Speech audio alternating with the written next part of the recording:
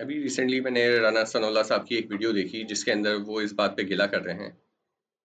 کہ ایسا کیوں ہوتا ہے کہ کسی بھی جگہ پہ کوئی ایونٹ ہوتا ہے یا کوئی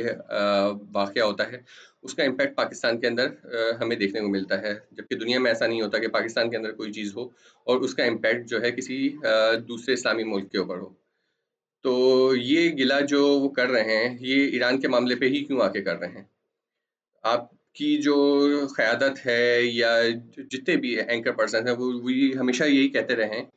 کہ سعودی عرب کے لیے ہماری جانیں حاضر ہیں، یعنی مکہ مدینہ کی حفاظت کے لیے ہماری جانیں حاضر ہیں۔ تو کیوں ایسا ہے کہ مکہ مدینہ کے لیے آپ کی جانیں حاضر ہیں؟ وہ بھی تو ایک سیپریٹ اینٹی ہے، یعنی یہ سیپریٹ اسپیس ہے۔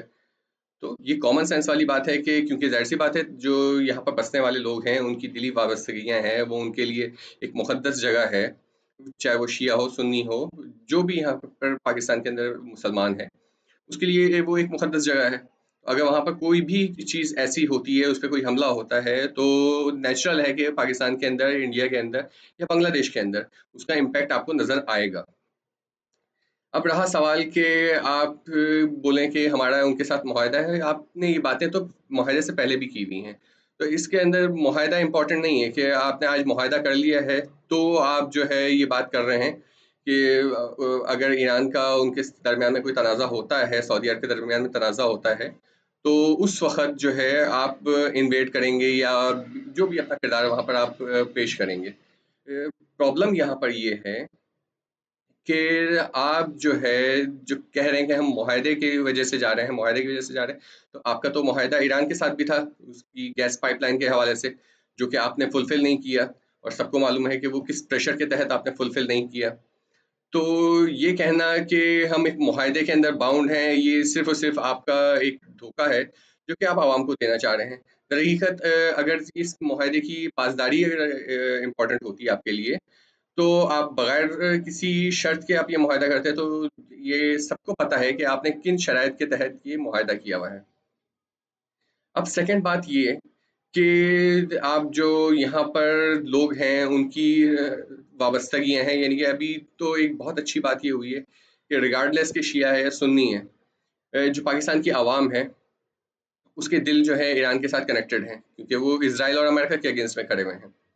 تو اگر آپ جو ہے طاقت کے زور کے اوپر یہ چاہیں گے کہ اس رائے کو جو ہے کچل دیا جائے، کیونکہ آپ کے پاس اقتدار ہے، آپ بے شک کچھ لیں گے، اور یہاں پر خاص کر جو پاکستان میں شیعہ عوام ہے اس کے اوپر تو بہت برا وقت آنے والا ہے، تو بے شک ان کو اس بات کے لیے تیار رہنا چاہیے، اور وہ ہیں بھی، کیونکہ جیسا کہ آپ سب کو یہ معلوم ہے کہ پاکستان کی ملٹری قیادت نے شیعہ علماؤں کو بلوا کے کس طریقے سے ان کو تھریٹن کیا ہے، ان کو دھمکی دی ہے، جس کا صاف مطلب یہ ہے کہ پاکستان اس وار میں جائے گا۔ مزید آنے والی ویڈیوز کے اندر ہم ان چیزوں کو ایکسپلین کریں گے کہ پاکستان اس وار میں جب جا رہا ہے یا سعودی عرب کے ساتھ ایران کی جنگ ہوگی یا نہیں ہوگی، اور جو کہ یقینی طور پہ ہونی ہے۔ اس میں کوئی شک اور شبہ والی بات نہیں ہے کہ پاکستان اس جنگ کے اندر نہیں اترے گا اور سعودی عرب اس جنگ میں نہیں اترے گا، اترے گا، کیونکہ آپ جس طریقے سے دیکھ رہے ہیں کہ امریکہ اور اسرائیل اس وار کے اندر اترے ہوئے ہیں اور انہوں نے ایران کو جو ہے نصف نابود کرنے کی پوری کوشش کی ہوئی ہے، تو اب کیونکہ ان کے ایسٹ ضائع ہو رہے ہیں، ان کے لوگ مریں، اس سے بہتر یہ ہے کہ وہ یہ چاہیں گے کہ مسلمان ہی آپس میں لڑیں، تو اس کے لیے انہوں نے سعودی عرب کو اتارنا ہے، اور جب سعودی عرب اترے گا تو تمام عرب ممالک کے ساتھ پاکستان بھی اترے گا، کیونکہ ابھی بھی جو آپ کی سعودی عرب کی لیڈرشپ ہے، آپ ان کے جب بیانات سنیں گے تو وہ اپنی طاقت کے اوپر رلائی نہیں کر رہے ہیں، وہ یہ کہہ رہے ہیں کہ ایران کو یہ سمجھنا چاہیے کہ ہمارا جو ہے پاکستان کے ساتھ جو ہے ایک دفاعی معاہدہ ہے، اٹس مین کہ وہ جو ہے خود اس بات کے لیے تو تیار نہیں ہے کہ ان میں نہ اتنی کیپیسٹی ہے کہ وہ ایران کے ساتھ وار کر سکتے ہیں، ان کا ٹوٹل رلائے جو ہے وہ پاکستانی آرمی کے اوپر ہے۔